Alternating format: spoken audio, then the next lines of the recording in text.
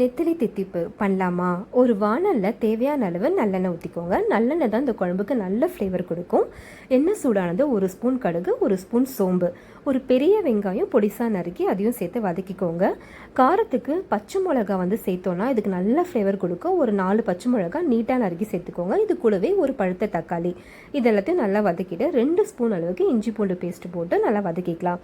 இப்போ ஒரு paste ready பண்ண போகிறோம். அதுக்கு அரை முடி தேங்காய், 1 ஸ்பூன் சீரகம், அப்புறம் ஒரு பழுத்த தக்காளி, இது எல்லாத்தையும் நல்லா நைஸாக அரைச்சி தனியாக எடுத்து வச்சுக்கோங்க. இப்போ இதில் ஒரு அரை ஸ்பூன் மஞ்சத்தூள், 1 ஸ்பூன் வீட்டு மிளகாய் தூள் குழம்பு தூள், அதுக்கப்புறம் அரை ஸ்பூன் வெறும் மிளகாத்தூள், இது எல்லாத்தையும் சேர்த்துட்டு கொஞ்சம் நேரம் எண்ணெயில் வதக்கிட்டு தேவையான அளவு தண்ணி ஊற்றிக்கலாம். ஒரு கிளாஸ் அளவு தண்ணி போதும். இப்போ இது கொதிக்கும் போது கொஞ்சம் உப்பு சேர்த்துக்கோங்க. நம்ம பின்னாடி திரும்பி உப்பு சேர்க்க போகிறோம்.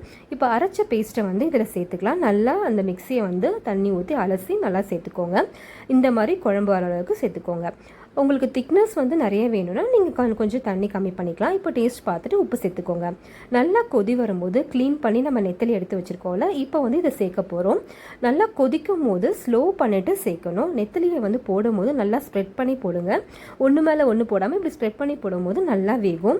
இது போட்டுட்டு ஒரு 5 நிமிஷம் நீங்கள் சிம்மில் வச்சாலே போதும். சூப்பரான நெத்தலி தித்திப்பு ரெடி. நிறைய விதமான மெத்தடில் இது பண்ணுவாங்க. இது என்னோட ஸ்டைல் நெத்தலி குழம்பு சூப்பராக இருக்கும். ட்ரை பண்ணி பார்த்துட்டு எப்படி இருக்குன்னு கண்டிப்பாக கமெண்ட்டில் சொல்லுங்கள். கடைசியாக கருவேப்பிலை, கொத்தமல்லி போட்டு தாளிச்சிக்கலாம். உங்களுக்கு கேரளா ஸ்டைல் பிடிக்கும்னா லாஸ்ட்டாக 1 ஸ்பூன் அளவுக்கு தேங்காய் எண்ணெய் விட்டு நீங்கள் பண்ணிக்கலாம்.